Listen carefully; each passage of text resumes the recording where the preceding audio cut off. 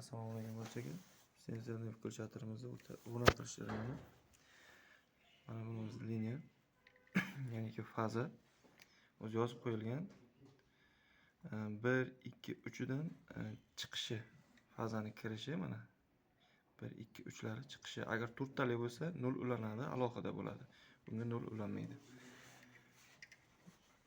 Shunday ko'rinishda bo'ladi. Xudo xolasa yonib turibdi.